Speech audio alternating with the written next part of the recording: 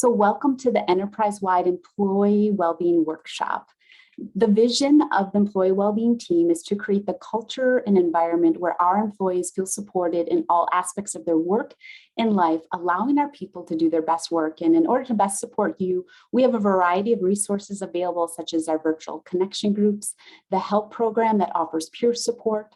We have resources to support mental health, along with the upcoming Heritage Classic. In addition, we have a variety of other resources like this virtual workshop that you are attending. And it's so important to the Mayo Clinic Employee Wellbeing Team that we offer you resources that also foster the Mayo Clinic values, such as fostering teamwork, healing, and compassion, especially as we go through difficult situations. And so I'm grateful to have with us today Brooke Wernerberg and Heather Preston to speak on core communication. This workshop is recorded if you would like to discuss it with your colleagues. In addition, if you have questions, please use the Q&A button. Thank you, Brooke and Heather, for being here.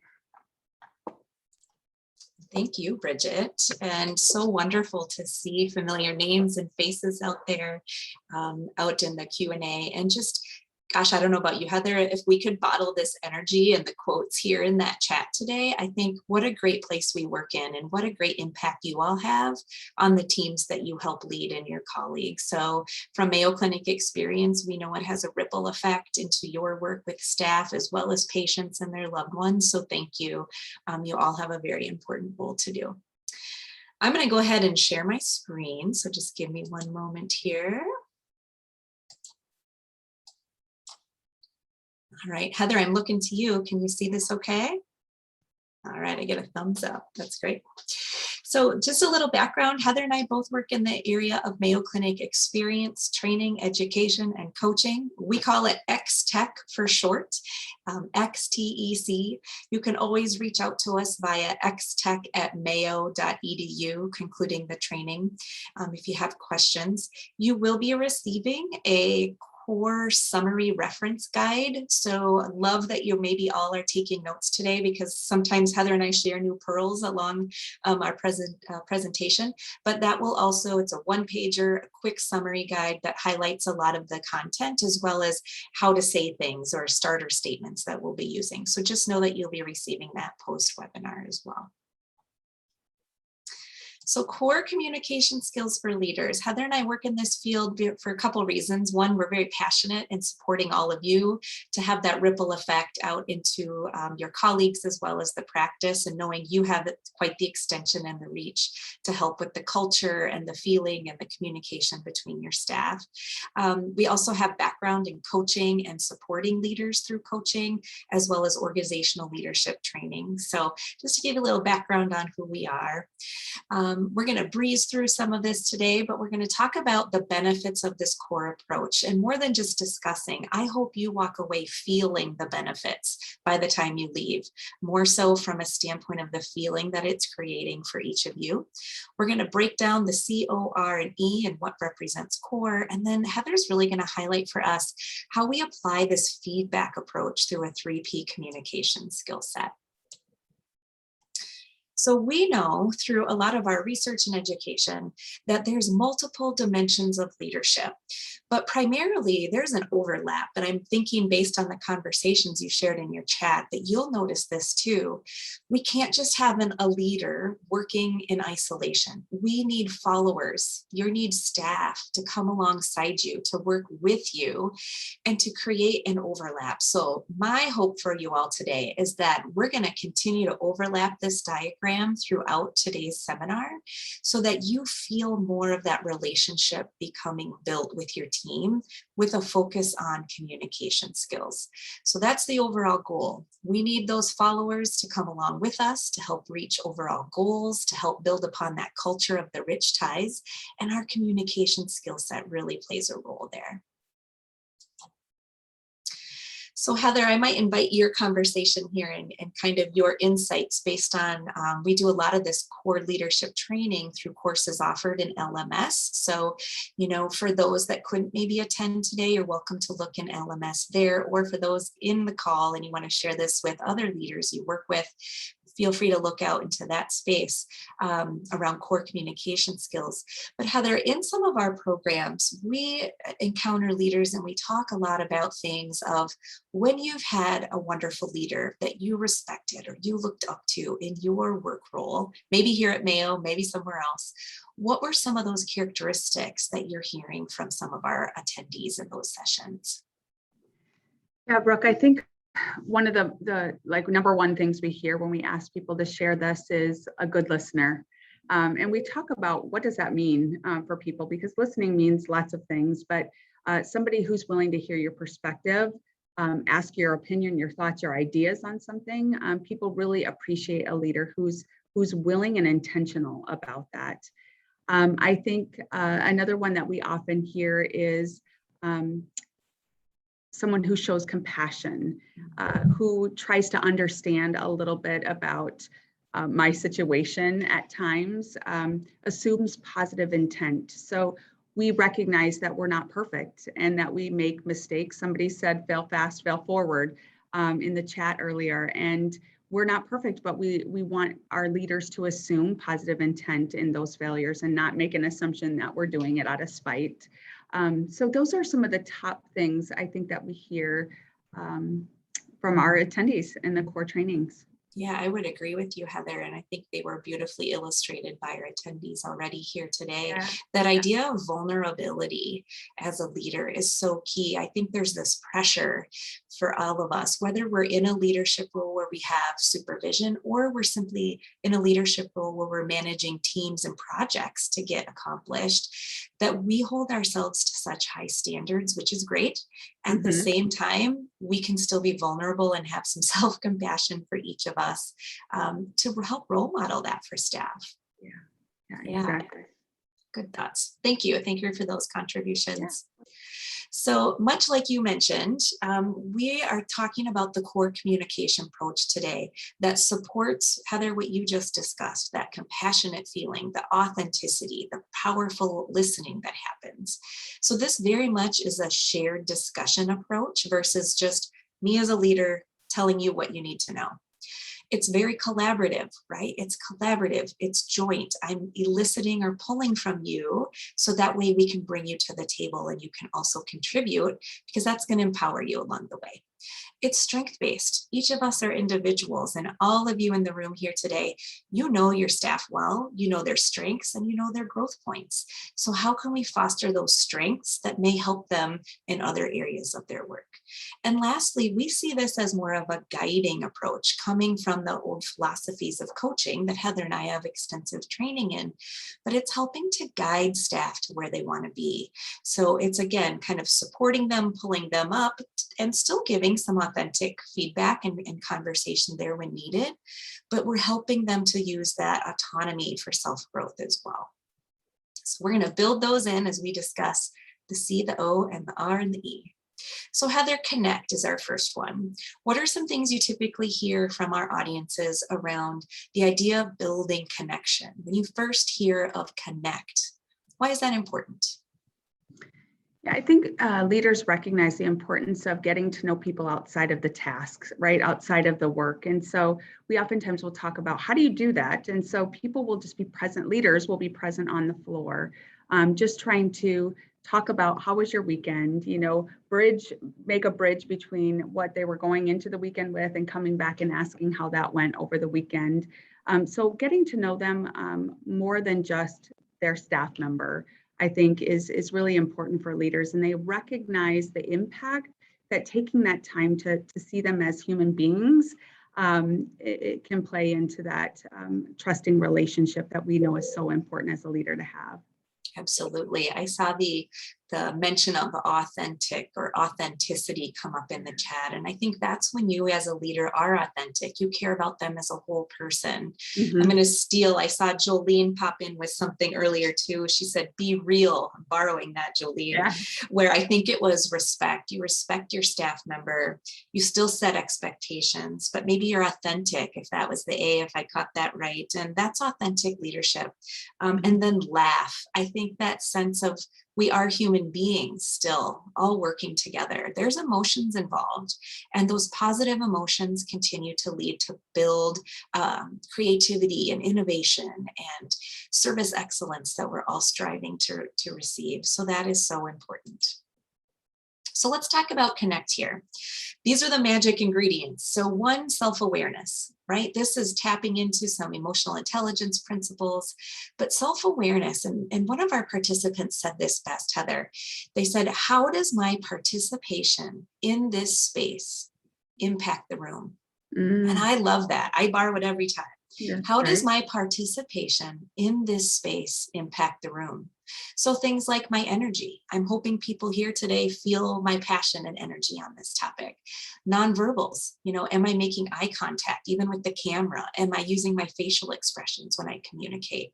Self-awareness of our own biases or even past experiences we might bring with us. So for example, Heather, if you and I have had conversations outside of this meeting that maybe I've left feeling a little stressful, and I bring that forward to this space and I'm not self-aware of that, you're going to respond differently than if I'm coming at it with curious listening, for example.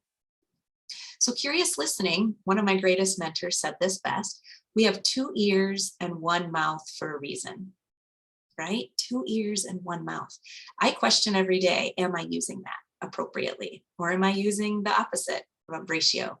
So again, curious listening is going into a situation where I'm maybe not bringing my past experience with, because my brain's going to tell me to do so. Bring that with, right? Assume this.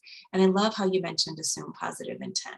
So coming at it with a curious mindset, that leads me then the ability to have perspective taking, to put myself in just the space to try to understand what is that other person coming from, what their experience might be like, what do they all have going on today. When I can do those components, that helps lead me to a bigger and broader connection. What I love about this is we're not even speaking yet, right? These are not even conversational approaches. This is my mindset and my presence going into a space before even opening my mouth. And I think that's really key because we are working in such a fast-paced world.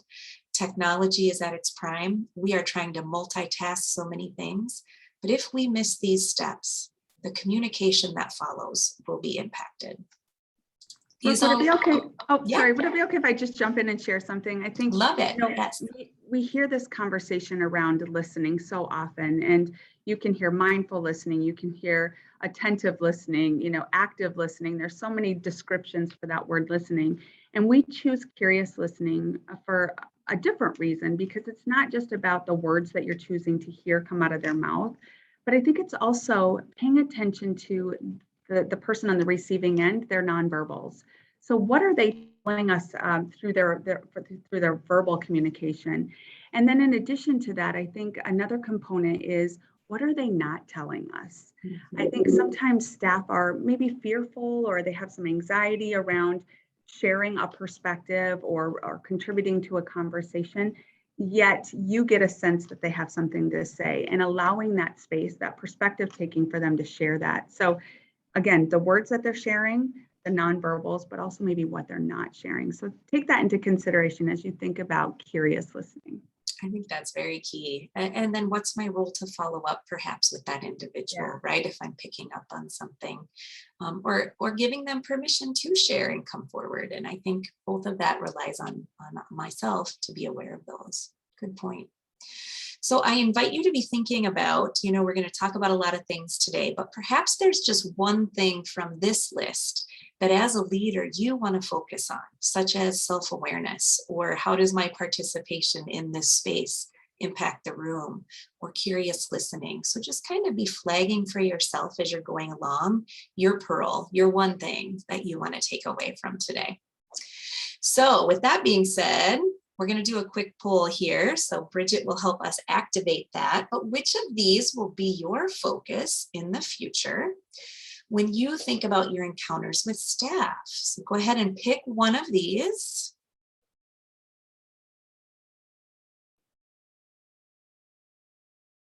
In our poll here, and we'll see what the survey says.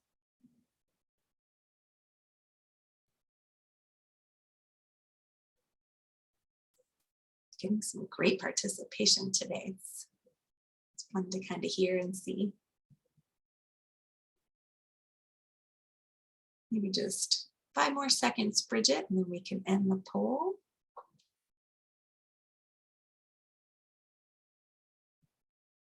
All right, we can go ahead and close it here. All right, looks like curious listening takes the cake, but it's pretty well diversified. And that's what I love, is that each one of these will speak to you in a personal way for you to take and you to consider and continue to grow in your own perspectives and own methods. So wonderful, thank you.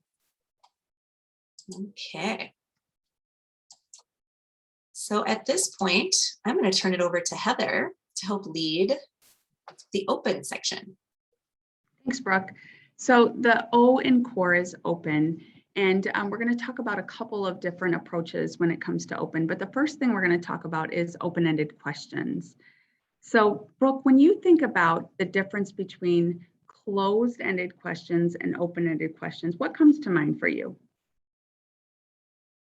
Yeah, I think for me, the closed-ended questions are more easily answered. They're usually a yes, no, a number, a single answered response that doesn't allow for elaboration or for me to fully describe something. Great, exactly. That's exactly what the difference is. And when we think about core communication skills, we really want to focus on those open-ended questions. So Brooke talked about perspective taking and the importance of being intentional about wanting to understand another person's perspective. So in order to do that, we use open-ended questions to kind of create that space for an individual to share that perspective. So Brooke, if you want to turn it to the next slide. Open-ended questions, again, as Brooke alluded to, they allow that opportunity for us to learn more about an individual. When we ask closed-ended questions, oftentimes we're leading them down a path, and we may not ever get something that they really want to share with us. But when we ask an open-ended question, it allows that space for them to just kind of be an owner of the information that they want to share. It really allows for that collaborative two-way conversation. And that's so important in key leadership skills. Yeah, So it really brings people to the table for contributing and their ideas, and then they're more likely to follow you, right? They're more likely to go with the idea. Absolutely. So what do open-ended questions sound like? Brooke, you can move it to the next slide. Yeah. So it's a little slow on my end, so thanks. That's okay. No worries. So this is what open-ended questions sound like. You'll notice in the red, you're going to have questions that start with what, how, tell me more, or maybe walk me through the situation. So in order to approach a conversation with openness, we have to be curious to understand their response. And so Brooke talked about kind of those assumptions and judgments, and we have to put those to the side to really be open to hearing that perspective. Brooke, the last bullet here we have kind of striked out. Tell me why we wouldn't want to approach a open conversation with why did you?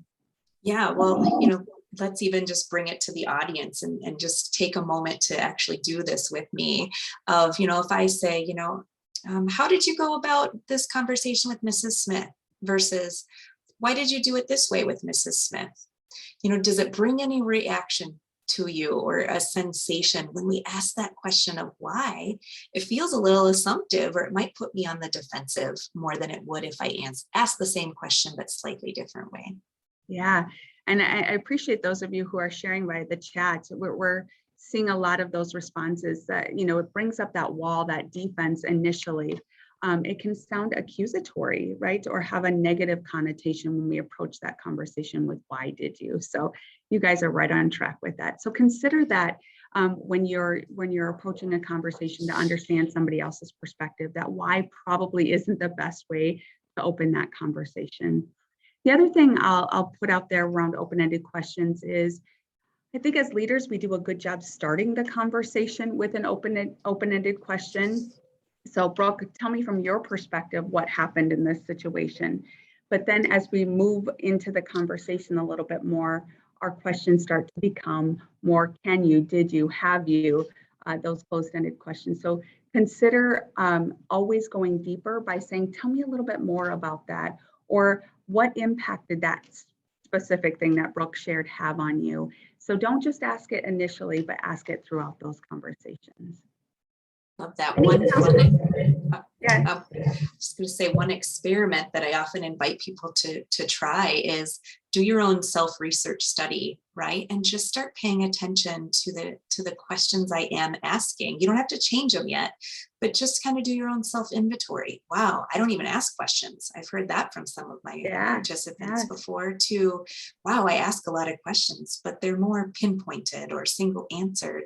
They're not open. So it's a great time just to kind of pause, step back, and reflect on your own communication style. Yeah, really great point, Brooke. All right, so the second part of the O in core is being open to feedback. And as leaders, you have the ability to create a culture where feedback is welcome within your department.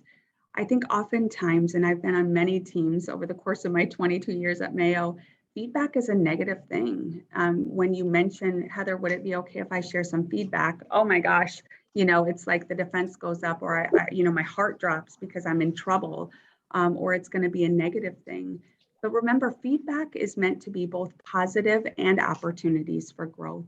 And it's up to you as a leader to be that role model that Brooke talked about earlier within your unit, to create that culture where feedback is just a natural part of your team. It's what we do because we all want to grow and learn and be better individuals.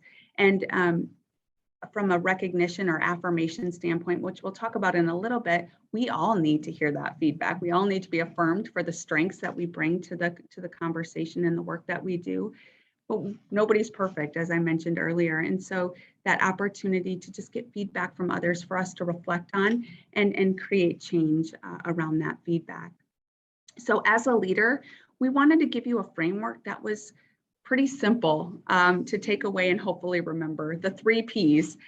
So we hope that anytime you have to go into a conversation with a staff member to give feedback, that you'll think about these 3 Ps. So the first P is perspective. And this is really what we've talked about up to this point, is that safe space to ask the person their perspective on the situation. So we'll ask, I'm curious to learn, or tell me from your perspective, or help me understand from your perspective or the situation, what happened, or what the situation was.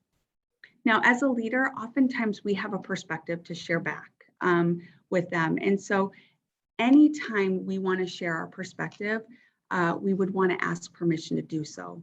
And Brooke, I'm a leader. I've worked hard to get to this leadership role. Why on earth would I need to ask my staff member for permission to share my perspective? Yeah, it's a really good question, Heather. And I actually just worked with a leader during a consult yesterday to talk a little bit about why this sense of permission is so key. For me, the best way I can describe it, it's like a handshake, right? Or it's like saying please and thank you. It's things in our common everyday language that it's so nice when those things happen and you really notice it when they don't. Right? Yeah. So that idea of just simply adding a slight permission statement to the start of what I want to introduce signals to the brain, this is collaborative. I'm friendly, right? Don't be on the defensive. This is a collaborative conversation. So it's just more of the courtesy, I feel like. Yeah. Yeah, I think it just puts us on the same playing field. As a leader, sometimes it can be assumed that I'm here and my staff members here, but it's just a respectful, collaborative approach to a conversation. And then anytime that we ask or we share our perspective with someone, we want to ask their perspective or thoughts on what we've shared. So Brooke, if I've shared some thoughts with you, I might come back and say, I've shared a lot with you, Brooke. I'm curious to hear your thoughts on what I've shared with you today. So again, allowing that space for them to be able to share their perspective, their reaction to the information that I've shared with them.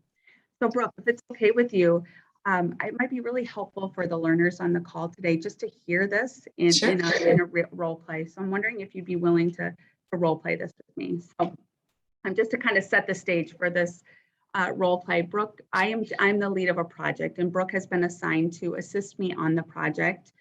I'm coming into it about 6 weeks into the project, and I'm just noticed some things that have happened over the course of these 6 weeks. and want to have a conversation with Brooke. So number one, I have to pay attention to my own emotions going into this conversation. How am I feeling about going in? If there's any assumptions towards Brooke, I want to really pay attention to those and set them to the side. And be open and intentional about hearing Brooke's perspective. So here we go, Brooke. So Brooke, I've noticed over the course of the last couple of weeks of this project that you've really been disengaged in some of the conversations. And I've known you for a long time, Brooke, and you're the type of person that is so innovative and creative and always has a perspective to share and an innovative idea to share. And I've noticed that shifted a little bit over the course of the last couple of weeks. I'm wondering if you'd be willing to just share a little bit about what's going on for you.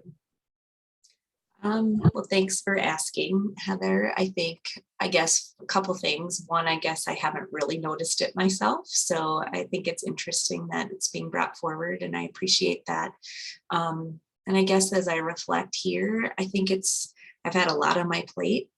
New projects are being funneled my way very quickly. There's a lot of people weighing in on the project, so it's hard to get a final answer on something. And all those things, I think, just get overwhelming at times. Yeah, it's not as streamlined as other projects have been. And you've had to put a lot of extra effort in just to get some of the things that you're looking for this project. And that can be frustrating, absolutely. And then given everything else you've got going on, Brooke, sometimes this feels like just one more thing. Yeah, and I guess, until this conversation, I probably hadn't thought much about it, but now that we're talking about it, I do think it's important. Yeah. Brooke, would it be okay if I just share a couple of other thoughts with you? Sure. I mentioned that you're such a strong and important component of this project. And so it's really important for me that when you are, sitting at the table with the rest of the project team, that you're open to sharing your thoughts and ideas, because I think we respect you, given your experience at Mayo Clinic, what you bring to the table. So I would just ask that you're open and willing to do that. And in addition, if you're not able to meet some of the project deadlines, that you come to me and we can talk about how do we make it happen, or what can we remove from your plate, or even if we have to pull in our manager to talk about that. I think that would help us meet the overall deadline of the project. So I'm curious to hear your thoughts on what I've shared. Yeah, I think it's something I could definitely do probably a better job of. And you've known me a long time. I'm not the best at asking for help because I have that personal responsibility of wanting to just finish it and get it done and see it through. So that is something I could probably be, I think, more aware of and working on. And I appreciate just bringing forward the invitation to even ask for a new deadline. I guess I never thought of that in this whole work spectrum. Yeah. Well, Brooke, you are the type of employee and colleague that put your heart and soul into your work. And so I just want to keep that spark alive and just know that I'm here to support you however I can. Thank you. All right, so we'll end it there. Thanks, Brooke. And I'm just curious if you'll just share with the group, what was how was that received? It was a conversation around feedback, but what did you notice as the person on the receiving end? Yeah, I mean, truly, I felt like I was in the moment with you, and it felt authentic. I do feel like you knew me as an employee, you cared about me, you saw my strengths and what I brought to the team, but also you weren't afraid to bring forward how it was impacting the team. And it very much felt like a conversation. It wasn't just, here's what I noticed, here's your feedback, go fix it. It didn't feel like that. And I've been on the end of that at other times. So it felt different, and it felt much more like you were invested in me as a whole person. Good. I'm glad that's how it felt for you. That certainly was my intention in the conversation. And I'll just point out that, affirming what you bring and really leveraging your strengths in this conversation is so important. So if learners, recognize that we didn't spend a lot of time on what Brooke wasn't doing well. I try to leverage what she really brings and what I appreciate she contributes to the project. And that's where my focus was, but certainly was transparent. And if you notice, before I jumped into getting Brooke's perspective, I started with that I statement. Caroline, you mentioned that in the chat function when we were opening up the conversation. But I was transparent in what I've noticed and why I was coming to Brooke with this conversation. And then I jumped in to understand her perspective. Yeah. So, all I'm right. just seeing some of the comments here, Heather, just to reiterate, continued to use the 3 Ps helped to move me along, and it certainly felt that way. It felt genuine, really important, as it may catch someone by surprise, this feedback conversation. Most of them do feel surprising, but this way, this approach felt almost like it was feedback, but it was also an affirmation of a continued job well done. So really great discussion here today. All right. Okay. I would love to have more conversation, but we only have so much time on here. So the last thing I'll end with is just when we're going into having that conversation around feedback, especially if it's something that's more of an opportunity, or maybe it's a performance conversation, that you determine the right time to have that conversation. As you notice here on the screen, when emotions are high, judgments are low. And so allowing the autonomy of the employee to choose if now is the right time to have this conversation. So if I'm talking to Brooke and I notice a lot of emotions surfacing for her, I may just pause the conversation and say, Brooke, I'm starting to see some physiological responses happening for you. I'm starting to see some tears. I'm wondering if now is the right time to have this conversation. Because if Brooke is kind of in this space with her emotions, she's likely not hearing all of the feedback that I'm giving to her. And so we don't want to, let Brooke get out of the conversation, if you will, but to respect her autonomy that this moment might not be the right moment. And to say, you might say something like this, Brooke, right now doesn't seem like the right time for you to have this conversation with me. This is an important conversation for us to have. So if it's okay with you, I'll go ahead and schedule some time for us tomorrow morning so that we can continue the conversation. We both had time to process kind of our emotions in this situation. So really good point. Sure, just making sure the timing is right and that you're in a safe space and that it's timely as well. Makes All right, sense. so I'm going to turn it over to Brooke to talk about the R. The R. Yeah. R for reflect. And you've already done a great job, Heather, I think, of showcasing this already through that 3P approach. You really validated in that first P, the secret missing ingredient, right, is that validation and reflecting back the perspective of that person, right? The work was hard. There were many people involved. I wasn't even aware of, the project and how maybe I'd let it fall behind. So Heather did a really nice job of reflecting and validating my concerns or things that I was stating back. We often talk about Heather as reflective listening starters, and my brain sometimes needs a cue of starter statements. That's what I call them. I used to have a note on my bottom of my computer screen that when I was working on this skill, I just had these listed here as a cue to start the conversation or start the reflection. And then I knew where to take it from there, but I just needed that reminder. So reflective listening starters, you probably helped or got to see Heather see these in that example, but they might sound like this. This has to be really hard or difficult for you when you have so much on your plate. You really took this to heart in developing this type of content. It just didn't end up the way you wanted it to be. Or it sounds like you're really excited about this work. Of course, this is certainly something you feel is important to you and to your performance. Or you feel differently, that maybe this is a different course of action than we should be taking. One of the greatest TED Talks I've seen in a long time is by Dana Casperson. She's talked about conflict is a place of possibility. Now, we weren't really in a conflict conversation before with Heather, but it really triggered me to think about approaching these conversations with possibility, and reflections help us to do that. They help to kind of restate, share back that we're picking up on with our colleagues. You can use this with patients as well or their loved ones.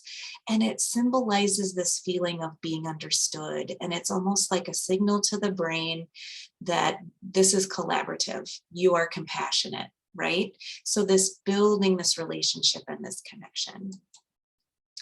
So Heather, let's just do a little example here, if you wouldn't mind demoing for us today. I'll have you go ahead and read this statement. You can imagine your staff saying this to you here on the call, and perhaps they already have.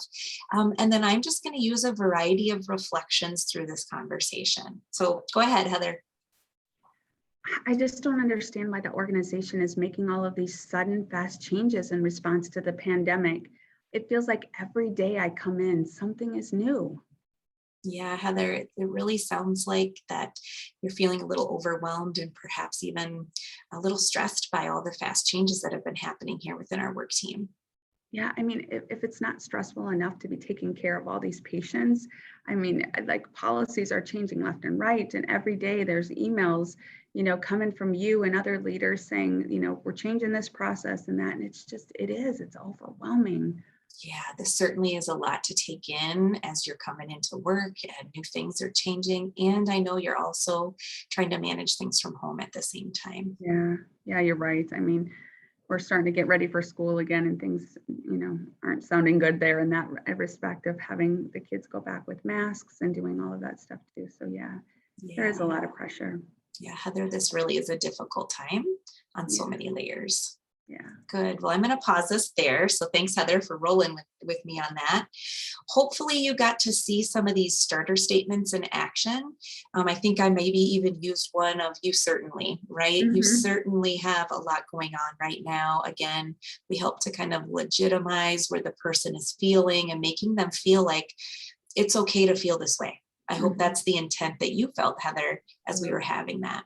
Yeah, I felt like you really understood my situation. Yeah, and validated that for me through your communication back. Yeah. Good. So reflections can be used in team meetings, they can be used in group settings, they can be used with individuals, helping to convey that sentiment of listening curiously to try to understand, to take perspective. Now, I might not even agree fully with what Heather's saying, right? Like maybe this change isn't as fast as ones I've experienced over here. And what if I would have said that to Heather? Like, oh, Heather, these changes are nothing compared to what we've done over here. And you don't even know what that's like. Yeah. It totally takes it in a different direction, right? Makes it about me and my experience and not about you and yours and what's important right now. So again, practicing using these reflections in conversations.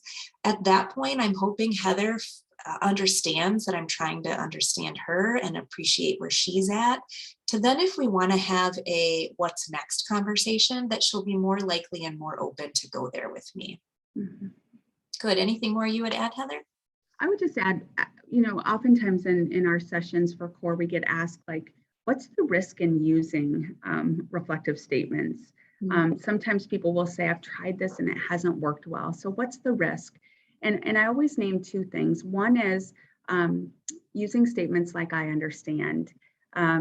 That can actually be risky because it can escalate the situation for people. Like we don't really understand their situation. So I just caution you to keep the focus, like you see in these starter statements, on you, which is the person on the receiving end of that.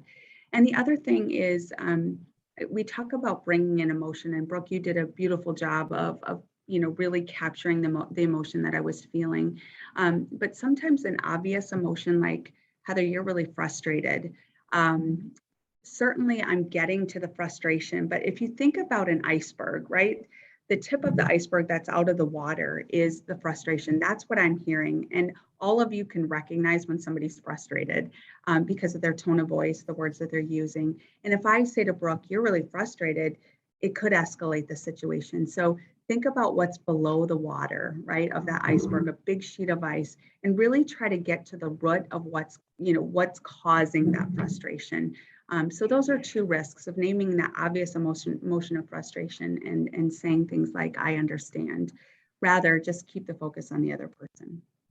Good points. Good tips. I'm going to use those. Another quick poll opportunity before we go into our last item here. So Bridget, looks good. I see the poll. Which of these will be your focus with future encounters with staff? Take a few moments here.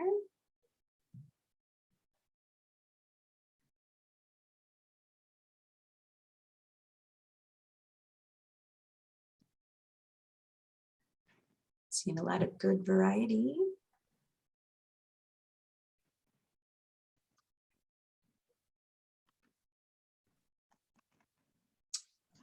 All right, we can probably close the poll. Let's see what we've got here today. Oh, looks good. A pretty even split, open-ended questions. Good. So some found that that would be really helpful, and trying the 3P conversational approach. Validation as well. And that seems to be holding back on advice. I think all of these together really can enhance the conversational skill set to build that collaboration. All right, good work, everyone. Thank you. Okay, moving on, we're going to the E of core here, Heather. We're talking about empowerment. Two facets within empowerment I want to emphasize, one being affirmations. And Heather, you used these already, calling out the strengths in the 3P approach, where we're communicating that we recognize and acknowledge characteristics about someone else. Now, we can affirm a lot of different things, one being the obvious of strengths. You really excel at organization, project planning, patient care, looking out for your colleagues. We can also start with something as simple as, Heather, you're the type of employee, right, that really uses critical thinking, that really uses creativity. I encourage you to keep bringing that forward with the group. We can also affirm and validate when there's difficulties. And someone once told me, I loved this idea, don't just affirm the outcome, right? Those are the easy things. You succeeded, you got this accomplished, this is a better score on the patient satisfaction survey, but validate the difficulties of the work, because that for me wants me to keep going. When the going gets hard, sometimes we need that affirmative statement and language to keep moving myself forward. So Heather, despite all the recent changes on our unit, you remain dedicated to the needs of the patients or the needs of your colleagues to finish this work. So despite things happening, here's what I want you to continue, right? It's almost like, in a way, when I say this to my kids here at home, those are the behaviors I want them to continue. Don't forget about those. Willingness to engage, we might not come to an agreement, but still there's something we can affirm and validate. Heather, you're open to feedback. You're willing to sit down and have these tough conversations with me. You're willing to keep exploring how you can adapt and make these changes for yourself. And I know you've got a lot going on. So a lot of affirmative language there. And then lastly, the desire to grow. This can always be something we can find to affirm in others. You're the type of person who's looking for new learning or new ways to approach this. And I appreciate that about you. Someone also once told me, I've had a lot of good coach mentors in my life, but they said, Brooke, in every conversation, find one thing to affirm in someone else. In every conversation, there's always something to affirm, even in those that we struggle with the most, or those that might be our complete opposite. It really opens me up to trying to find that one thing to affirm in someone else, with hopes that it builds that stronger connection and it lifts someone else up in the work we do. The last component is empowering a solution. And I think what a great way to kind of end on here today.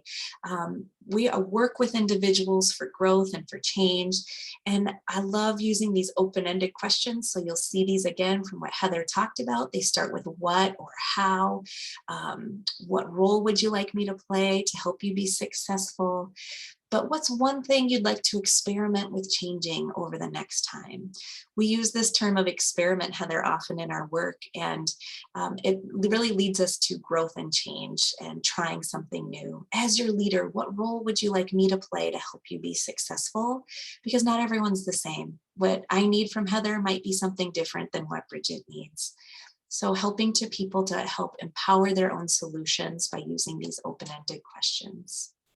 So as we're winding down, I'm hoping you're feeling more of this today, that extension of the core leadership through our communication skills, bringing our followers along in a more collaborative spirit and compassionate spirit.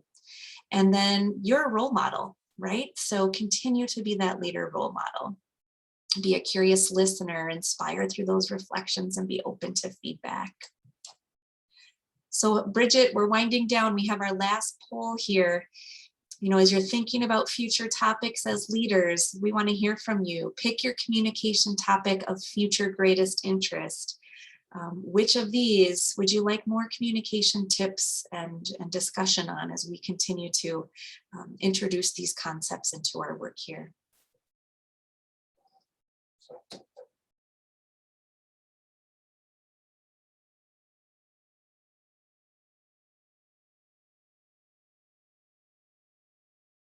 Maybe just 5 more seconds.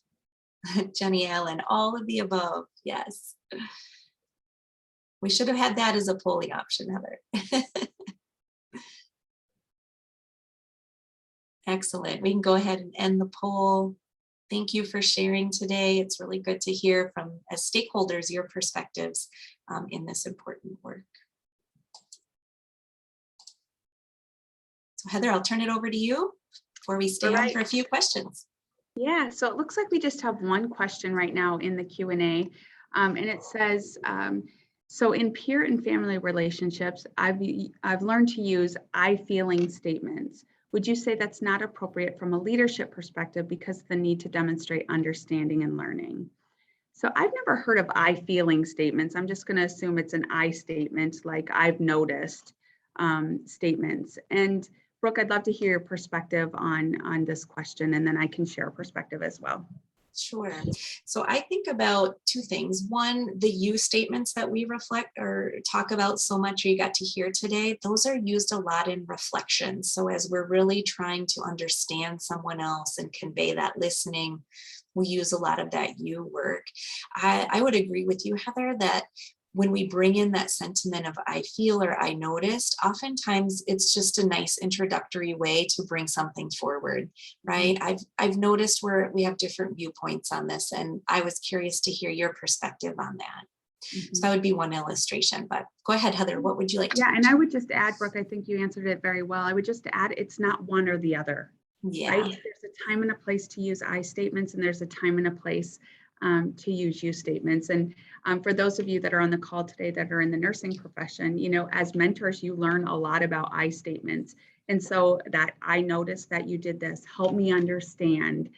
So you're asking that, or you're being transparent with the I statement, but then your reflections are more on the you. So don't think of it as I have to choose one or the other. It's what am I doing in the moment, right? Am I just putting a transparency statement out, or am I reflecting? Because that's when you use the I or you in different aspects. So let's see. I thought maybe I got one more. I saw one more coming in. Danielle Crawley asked, will the slides be available to share with our teams?